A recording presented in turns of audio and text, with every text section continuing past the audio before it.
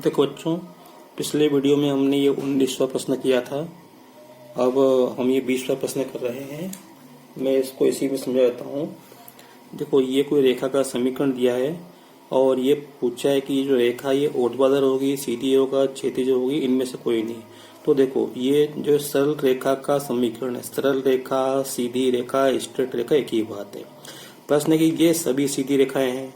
तो ऊर्ध्वाधर, अगर ये ऊर्ध्वाधर रेखा का समीकरण होता तो ऊर्ध्वाधर रेखा मतलब वाई अक्ष, तो उसके अंदर क्या होता है, इसमें x बराबर 0 होता है या x बराबर a होता है, कोई नंबर होता है। अगर क्षैतिज रेखा होती तो उसमें क्या होता है, y बराबर 0 या y बराबर कोई संख्या होती। तो ये दोनों तो हो ही नहीं सकते, है ना। तो ये हो सकता है, सीधी रेखा है, 100% सीधी रेखा है। तो ये सीधी रेखा का समीकरण है।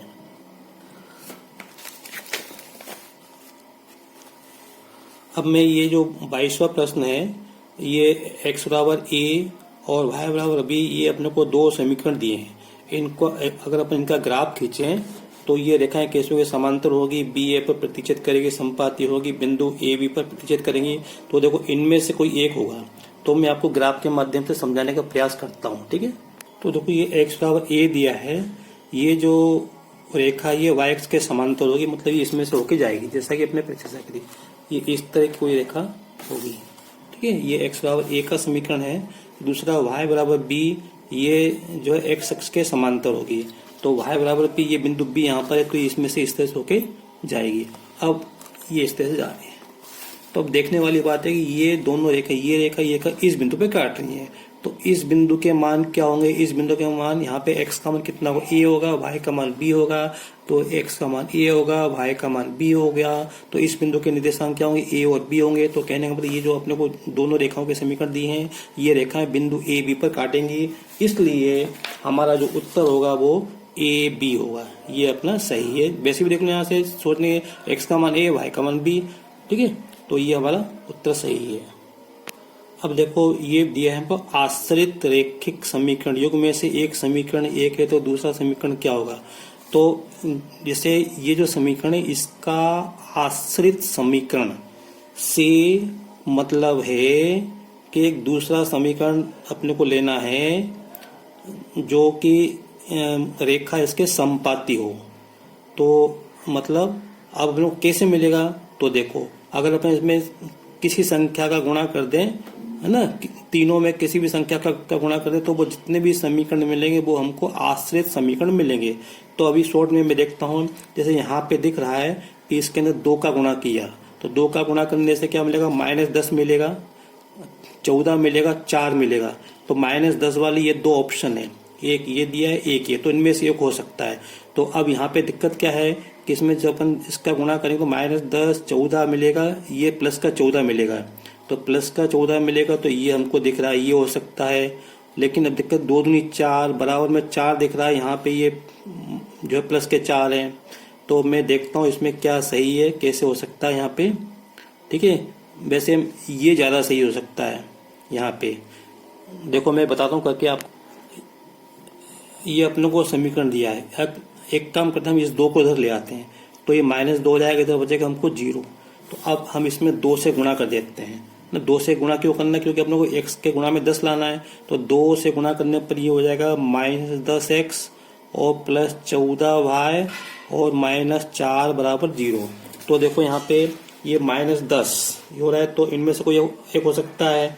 तो जब ये -10 है तो यहाँ पे क्या है, ये जो प्लस के 14y, तो ये हो सकता है, मतलब इनमें से ये प्लस के ये हो सकता है। देखो, ये -10x प्लस 14y अपने को मिल रहा है यहाँ पे, तो ये वाला प्रश्न हो सकता है। लेकिन यहाँ पे क्या बोला, -4 मिल रहा है, यहाँ पे क्या +4, तो ये नहीं हो सकता। तो अब बच्चा, ये तो हो ही नहीं सकता किसी हालत में, तो ये हो सकता है। लेकिन इसमें दिक्कत क्या है, ये बराबर में 4 है। तो एक काम करते हैं, हम इस 4 को उधर ले जाते हैं। तो इस जगह -10x और प्लस 14y, इस 4 को उधर लेगा तो ये क्या होगा, प्लस का हो गया। अब दिक्कत क्या है, यहाँ पे अपन इसमें करते हैं -1 से गुणा कर देते हैं तीनों में। तो ये हो जाएगा 10x - 14y बराबर -4। तो देखो, ये हमारा इससे मिल रहा है, इससे हमको ये मिल रहा है, तो इसलिए ये उत्तर सही है। तो मेरा मतलब ये है कि इतना आसान नहीं है जो जो पेपर का सेटअप आएगा तो इतना आसान नहीं है कि हम देखते कर देंगे, हमको हल करना पड़ेगा, दिमाग लगाना पड़ेगा। अब देखो ये प्रश्न दिया है, एक समीकरण ये दिया है, एक समीकरण ये दिया है, और क्या लेकर ये समांतर रेखाएं हैं। इसका मतलब जब हम इनके गुणांकों का अनुपात निकाल लेंगे तो पहले दोनों अनुपात बराबर आएंगे, तीसरा अनुपात बराबर नहीं होगा, तो इनमें से कौन सा संबंध हमको मिलेगा, तो ये अपन करके देखते हैं।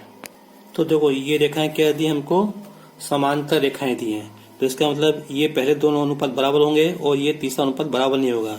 ठीक है, ये A1 है और ये A2 है, ये B1 ये B2 यहाँ पे लिख दिया। तो अब हम इन दोनों को ले लेते हैं यहाँ से, तो ये आएगा A/3 बराबर 2/B। अब देखो उत्तर हमको कहीं बटे में तो दिया नहीं, हमको गुणा के रूप में दिया है, तो हम एक काम करें, इनका हम कैंची गुणा कर लेते हैं। तो कैंची गुणा करने पे क्या होगा, AB बराबर 6 आएगा। तो इसमें से ये उत्तर जो है, सॉरी, ये उत्तर AB बराबर 6, ये उत्तर सही है। तो मैं बार बार कह रहा हूँ कि हमको करके देखना पड़ेंगे, तो हमारा करने में टाइम जाएगा, इसलिए हमको इतनी प्रैक्टिस होनी चाहिए कि हमारा करने में टाइम नहीं जाए। अगर हमारे प्रश्न पहले से किए होंगे तो हमको आसानी होगी। भाई टाइम किस में जाएगा, टाइम हमको ऐसे हम लिखेंगे, इसमें टाइम जाएगा हमारा। अगला प्रश्न देखते हैं, ax plus b y plus c बराबर 0, dx plus e y plus c बराबर 0। ये एक ही रेखा को बता रहे हैं। इसका मतलब ये है कि ये दोनों समीकरण जो एक ही रेखा के, मतलब ये संपाती, ये दोनों रेखाएं क्या होंगी, संपाती होंगी, इनके अनेक अनंत हल होंगे। तो क्या संबंध होता है A1 B1 C1 A2 B2 C2 में, मतलब तीनों अनुपात क्या होते हैं, बराबर। इसका मतलब क्या होता है कि तीनों अनुपात क्या होंगे, बराबर। अनुपात कौन से, A1 बटे A2 और B1 बटे B2 और C1 बटे C2, ये तीनों अनुपात बराबर होंगे। अब उससे हमको क्या रिजल्ट मिलता है ये हमको करके देखना पड़ेगा। देखो बच्चों, अब इसका इसके गुणा करते हैं, अपन कैसे गुणा करते हैं, तो ये मिलेगा हमको यहाँ से AE बराबर BD।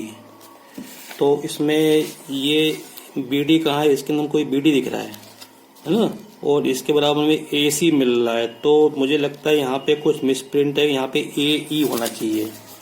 ये देखो, ये यहाँ पे AE होना चाहिए ना, अब नहीं छपा है तो देखूंगा, लेकिन मेरे हिसाब से ये ज्यादा सही है ना।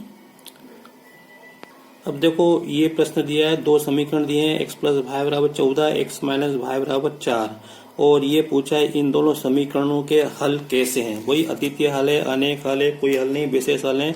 तो हम देखें यहाँ से हमको अनुपात क्या मिल रहा है, 1 मिल रहा है, यहाँ से हमको क्या मिल रहा है, -1/1 मिल रहा है, और फिर यहाँ से क्या मिल रहा है, ये 14/4, तो 7/2।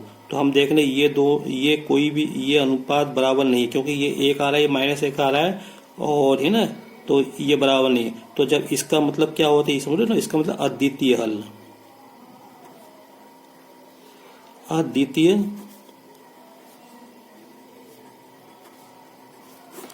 हल। तो इन समीकरण अद्वितीय हल है। तो इसमें से देखते हैं क्या उत्तर दिया है। इसमें विशेष हल दिया है और हल नहीं दिया है, अनगिनत हल, इनमें से कोई नहीं। तो विशेष हल मतलब ये, इसमें देखते हैं ये यूनिक सॉल्यूशन, विशेष हल को इन्होंने यूनिक सॉल्यूशन या अपने यहाँ अद्वितीय हल कहते हैं।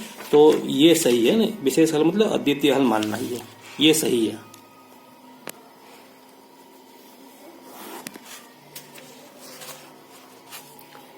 अब देखो ये 27वें प्रश्न में स्पष्ट नहीं है, इसलिए मैं इसे छोड़ रहा हूँ।